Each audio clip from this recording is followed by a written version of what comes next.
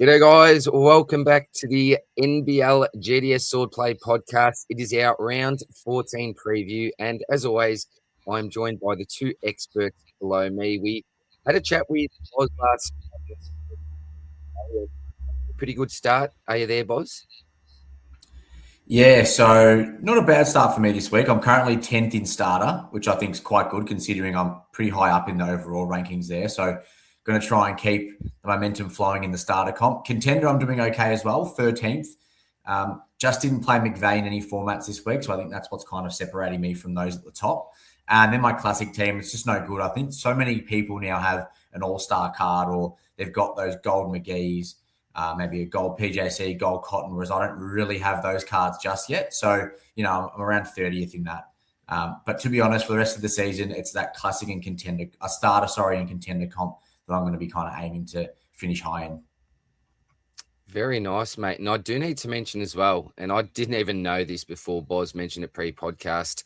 It is the round 14 preview, but round 13 is not officially over yet. We do have a game tonight between United and the Jackies, but given the fact that there is another game tomorrow and the start of the round, we needed to get something up before the start of the round. It would be a little bit hard later on. So that's why we're coming to you a little bit earlier this week, or a little bit later than usual, however you want to put it. Bernsey, we missed you last night, mate, but rapt to have you in with us today. How's your week been, mate? Yeah, been a good week. Caught a fair bit of basketball. You mentioned Jack McVeigh already, Buzz. That game was insane, my lord. We talked about Warningberg returning last week. He was also fantastic. Yes. Oh my god, elite. So yeah, it was a cool week of basketball. A lot of good games. Obviously the KD Bryce Cotton matchup head to head. Yeah, so many good matchups this week. It was a great week of basketball, honestly, and we get it every day, which is what I love. Before my rounds, unfortunately, I ran John Brown in both my contender and starter, and I think that's the difference maker there. I hedged my bets with Cooks and Doolittle, where I split them between the two formats, but yeah, I also don't own the Jack McVeigh, so fell behind the curb this week. I'm out to 49th for starter and 33rd for contender, and I don't have any more players playing, so it can only get worse from here. Hopefully you can just hold rank there, Bernsey. Hopefully you can just hold rank there, mate. And look, myself, not a great week whatsoever. So I'm currently around the 30 mark in starter. I think 40, 50 mark in contender and classic. But yeah, got a couple of players to hopefully add to that score. Main one being Bannon, but fingers crossed, we'll see what happens there. But quickly we can see on the leaderboard, this is the seasonal leaderboard here. The round leaderboard, sorry. And we've got one of our good friends, Mel's Misfits, right up the top tier, currently 621 points, 1 point ahead for the round. So I think we've all got our fingers crossed for Mel's that they take out this round. So, Mr. Whiskers, we can see you in 10th there as well, mate, which is very, very nice. But look, a little bit different tonight. We don't have all the slides because there was a bit of a rush getting together, but we will follow basically the same format where we'll take a look at all the different positions. And there is some injury news, Boz, a pretty relevant injury for GDS in Dylan Windler. So a lot of the discussion will be for those players for those coaches that were playing Windler in their sides week upon week, who are some replacement options. So we'll take a look at all the options from all of the different teams as well. So let's crack in, guys. I'll just change up the screen here and we'll go to the stats. And we'll sort by position. So we'll start with the point guards here, average score. And I can go down the screen a little bit. I'll just make it. Oh, actually, I can't make it bigger because we won't be able to see the blocks. All right. So let's look at the top tier players here, and we've got PJC and Kendrick Davis. Kendrick Davis has been in magnificent form lately, and someone that's been really rewarding us. A 70-plus point game on the weekend. We've got Peterson. Tyson Walker really hit back as well. Janeth's man, I refer to him as, because he's one of the only people that seems to have a Walker card who I talk to anyway. So he would have been rapt to see him hit some form as well. And then we get down to those other players like your Andrews, your Foxwells, your Dallies, even to your Illies. And Campbell was someone who I played at the beginning of the season in starter, but has sort of gone out of my hit list now anyway. So, Vernsey, is there anyone in particular that you wanted to discuss in the point guard position, mate? Is it still just PJC and KD for now? Yeah, look, I think they're the rocks. You just put them in every week and you're pretty safe. If you want to get spicy because you may be trying to chase points, maybe you're sitting, let's just say like 10th overall and you want that bit of extra unique pick to try and, pip the rest of the competition, that's where you can maybe look at the Walker angle. But yeah, it's pretty hard to look away from KD in his insane form and PJC. We just know what he does. So it feels pretty risky to do that, and I don't even know if the reward will be that significant. I mean, what Walker scored 70 something this week, so did people in KD. So like, you didn't even make anything off it. So I think just lock those two in. It's a good point. I like the way that you said that the two rocks, just lock in the rocks. Boz, any different thoughts there, mate, or anything else you want to touch on in this position? Definitely not. No different thoughts. I mean, Shaylee's just been ruled out again with another hamstring injury, so that obviously increases Walker's usage. So I think we might see Walker maybe putting up some more consistent, higher scoring games to match the KD and PJC. But as Vern said, he's not beating them when he's getting these massive scores. He's only matching them. So yeah, you can't go wrong with your PJC, KD, and Walker. And then the rest of the guys, I mean, we're talking maybe in a classic or a higher competition where you might only have like an Owen Foxwell diamond card, then of course you can play those guys. But in kind of the leagues that we're playing, you're probably not going to touch them, are you? So nothing more to say. Beautiful. All right, let's move on. We'll go to what's next, the shooting guard position. And we've got BC up there. So again, I don't think anything's going to change on the big game on the weekend from him.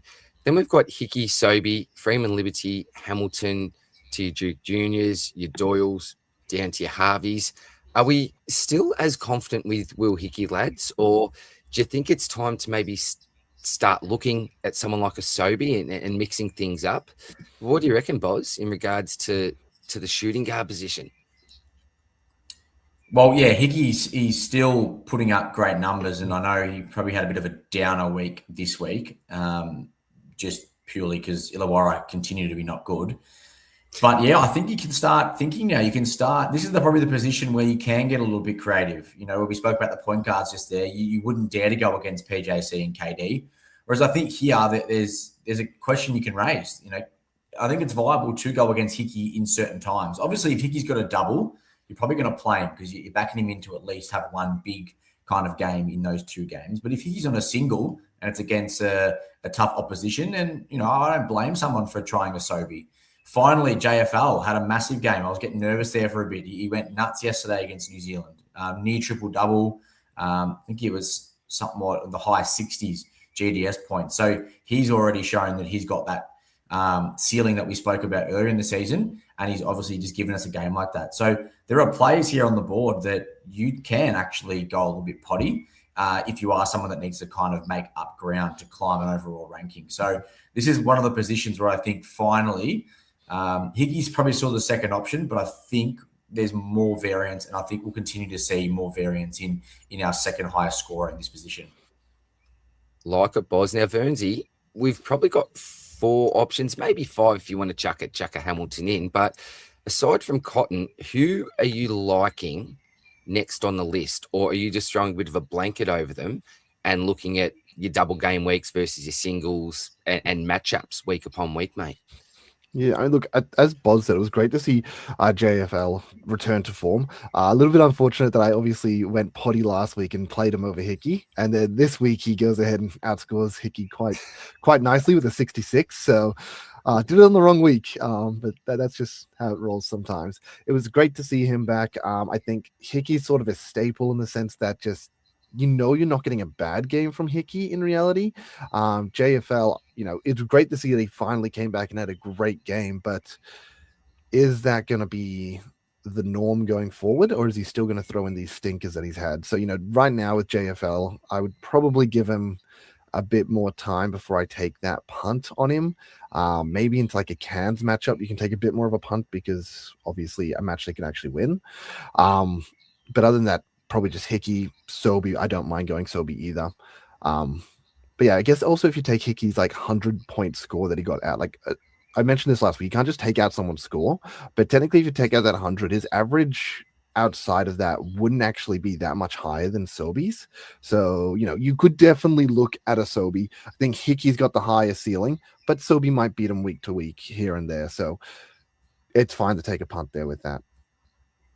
I like it. So I think another thing that I suppose we can say in summing up is if you're playing a Sobi versus a Hickey, it may be not that much of a worry. You're probably expecting Hickey to maybe go a little bit better based on average and history, but I don't think it's the worst thing in the world. And having that pod matchup could actually go Sobi's way from time to time. So yeah, don't mind those calls whatsoever, lads. But I think probably, we're saying Cotton, Hickey, Sobi, pretty confident. JFL, our confidence is rising. And then from there, we're probably looking to avoid, if possible, if we've got the other cards. So beautiful, lads. Let's roll on to the big boys in the centre. We've had a fair discussion about these. We've lost some faith with blokes like your JLAs, and we've talked about who that second option is, your Harrison Menenga. We've talked about Will Magnate last week.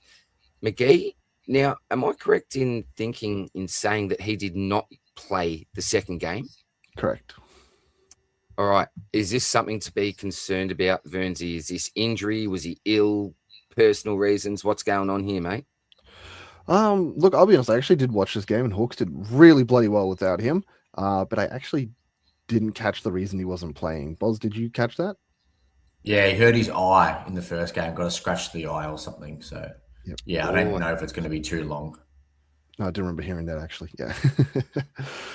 All right. Well, that's maybe something just to keep an eye on, just to make sure he's coming back ready to return. Because if he doesn't, we've got some massive decisions on our hands, boys, because McGee's just that lock and load every single week. But look, let's talk about some of the other options that we've got here from your Harrison Menengas, JLA, even maybe down to a Magnay. And even Edwards, I think, scored a 50-odd himself this week. Who were you most impressed with, Verns, out of all the big centers this week? So what was the right move, do you think? We discussed it the week before. We were leaning different ways. What was your take from what we've seen so far, keeping in mind there's still another game to go? Yeah, look, I mean, I'm pretty happy with my predictions from last week. Last week, I think we all had a bit of a different take. I was pretty hot on Harrison and Menenga just because of matchup based. And Menenga had a great game one. Game two is irrelevant because we only get the one score, so we'll take game one. And then Harrison did the opposite.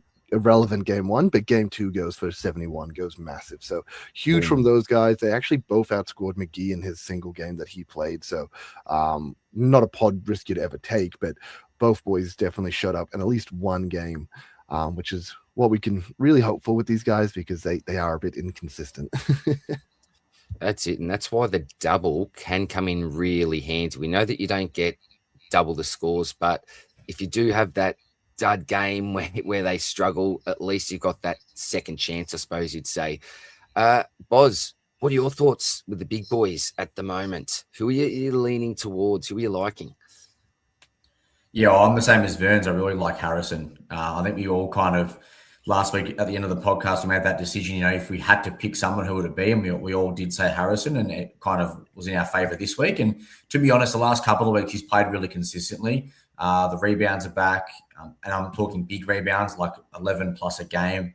Got into the 20-point range last night, which is really nice to see. I think he's been teetering around the mid-teens, like 15 points per game. So it's nice when he gets that kind of 20-plus point double-double. That really kind of boosts his score, as well as those offensive rebounds. He had 6 of those last night against the Breakers, and that really does boost your score. And he was much more active on defense. I think he had 3 blocks, 2 steals. So not saying that can stick, because it probably won't, but moving forward, if Brizzy want to end the season well, he's going to be a big part of that puzzle. And for me, the last couple of weeks, Harrison's really shown why he's probably the second best big in the NBL.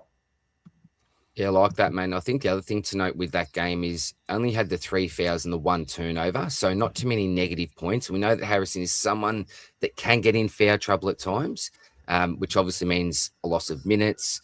So that was really good as well. I like the fact that he didn't lose too many points negatively in that game as well. But yeah, look, I agree. And I think back to last week, we talked about Harrison probably being that next bloke up, and concerns with JLA, and I'm probably still feeling the same as you blokes. Now, I will quickly ask, let's just say worst case scenario and McGee is not available this week and his eye doesn't improve, that there's still issues there.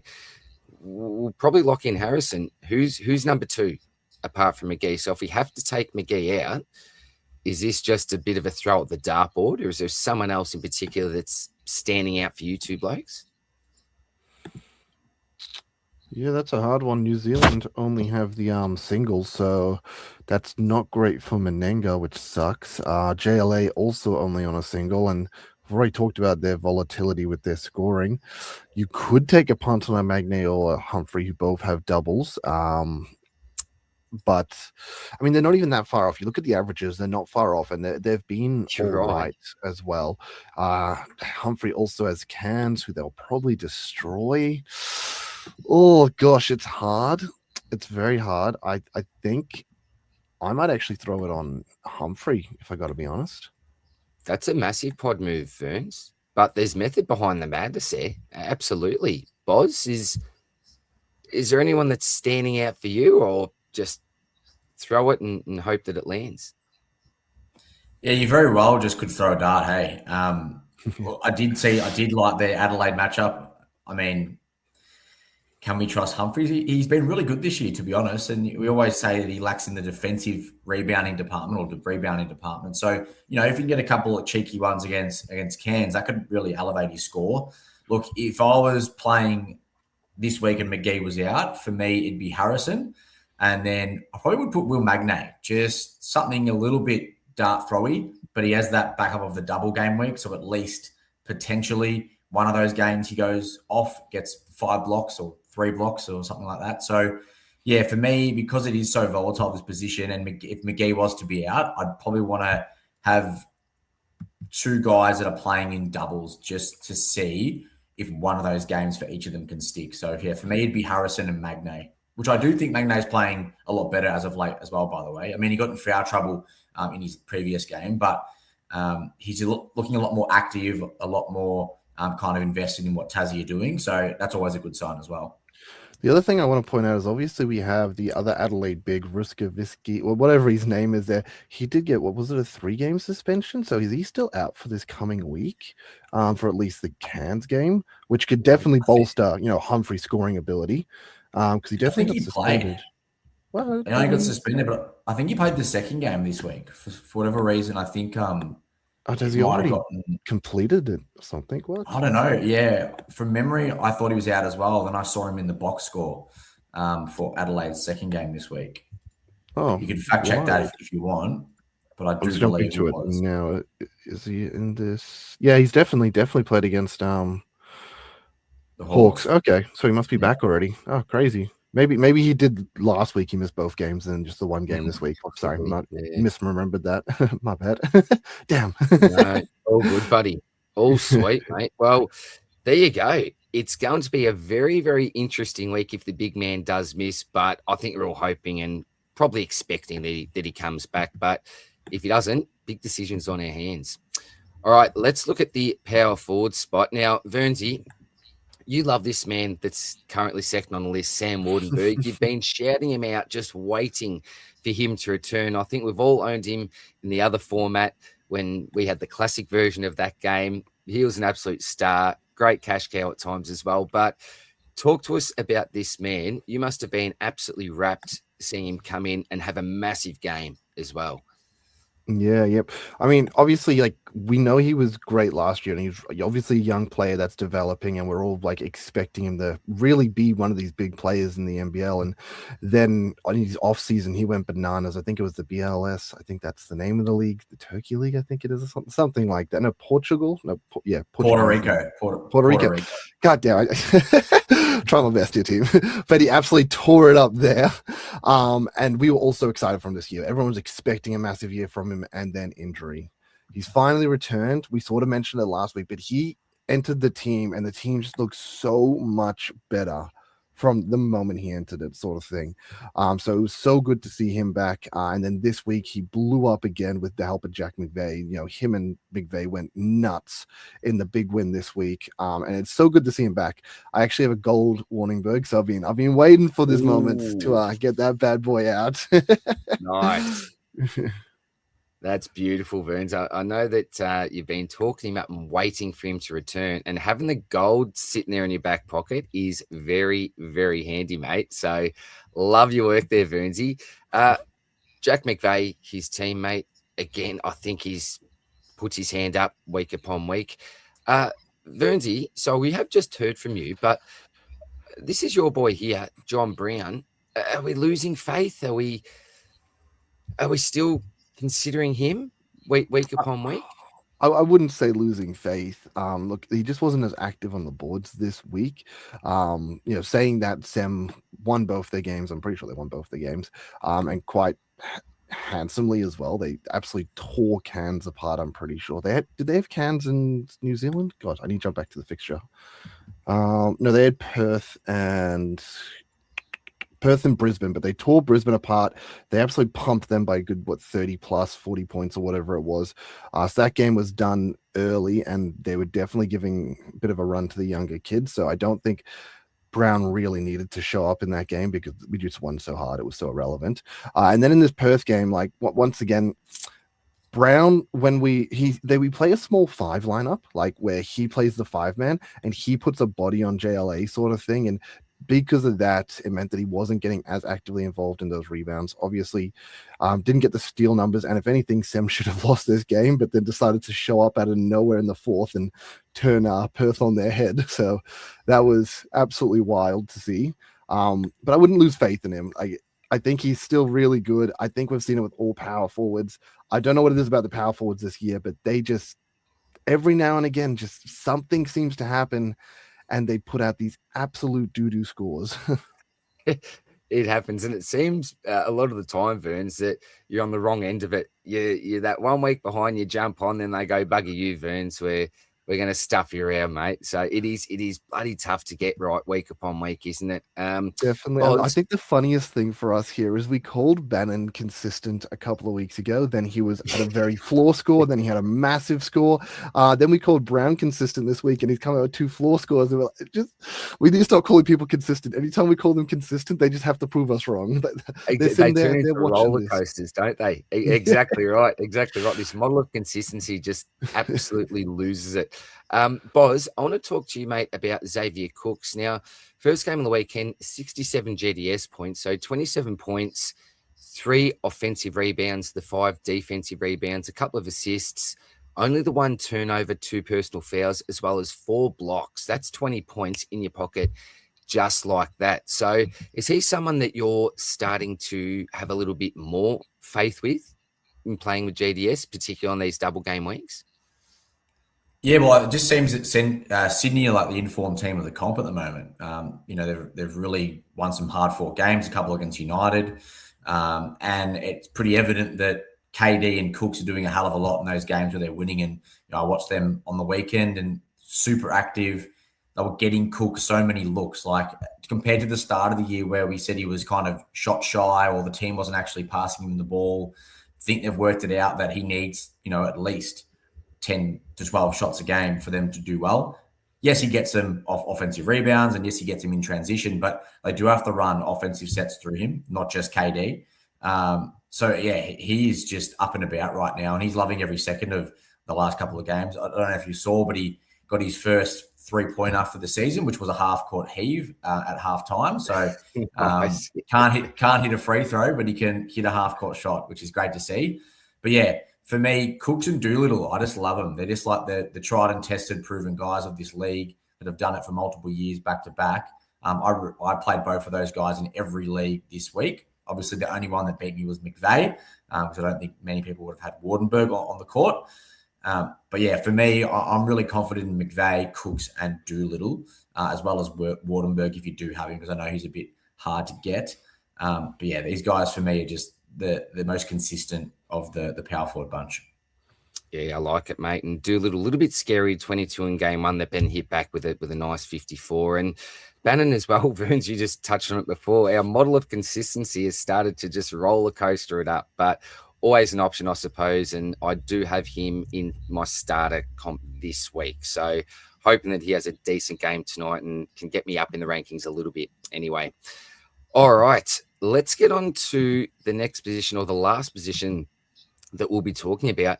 And it's the small forward position. And we alluded to it right at the start of the live that the man that's in third place when it comes to averages, Dylan Windler. He's injured, Boz. What's going on with the great man, mate? Yeah, he turned an ankle pretty badly. It looked pretty shocking. He came down for a rebound and landed on, well, I want to say Magne, maybe his foot. And straight away he was down, hurt, in a lot of pain. And he was kind of taken off the court. He's someone that has had ankle issues in the past. He's already missed a couple of weeks this year to an ankle, and this looked no different. I'm not sure if it's the same ankle or a different one, but there's nothing confirmed just yet, but I would believe that he'd be out for at least, I'd say, 2 weeks at minimum, with what looks like a really, really sore ankle for Dylan Windler. So I guess it makes it a lot harder now because not everyone has a window.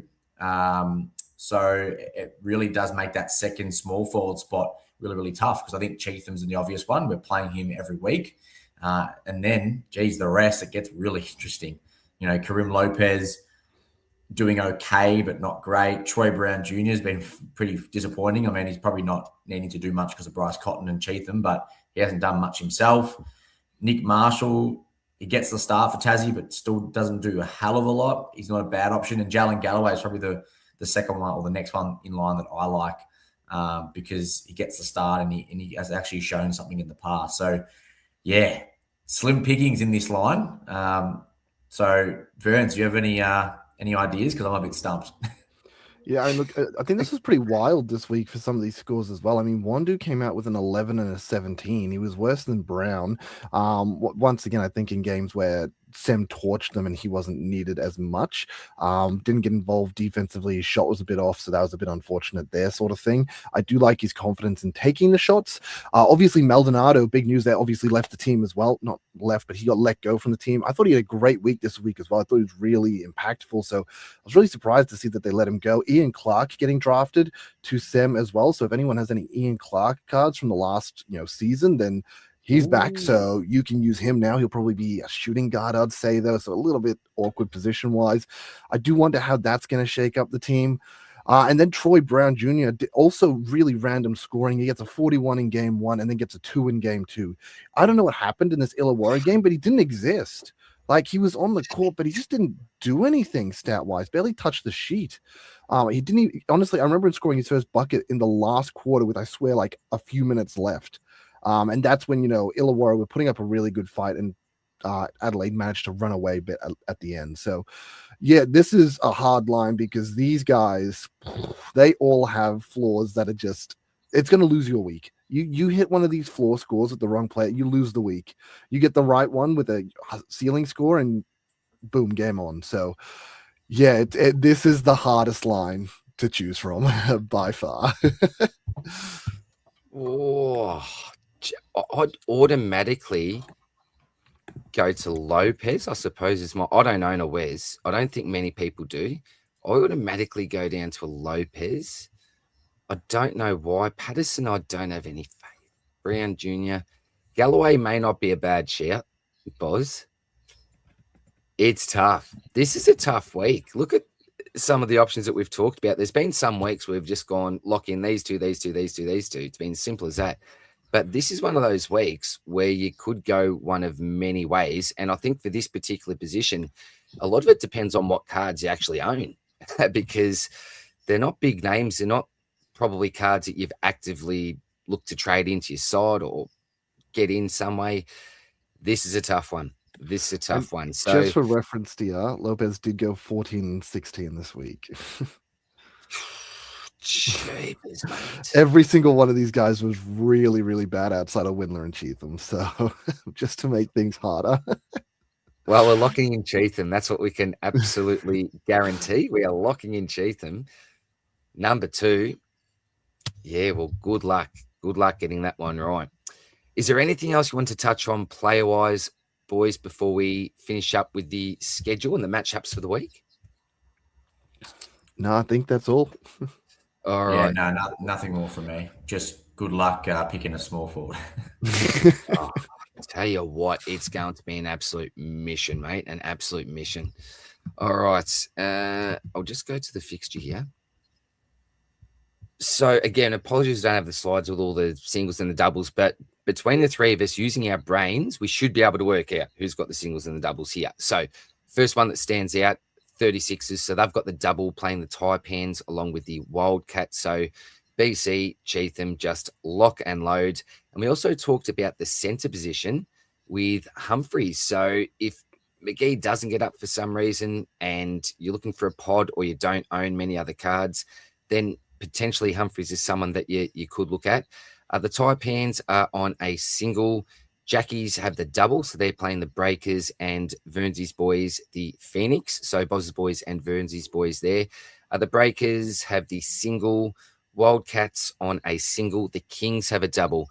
And you did mention, Boz, that the Kings are a team in form at the moment. So your KDs, your Cooks looking even better this week. The Bullets have a double, so they'll be playing the Kings as well as United. Hawks on the single, United on the single, and that means Sem on the single as well.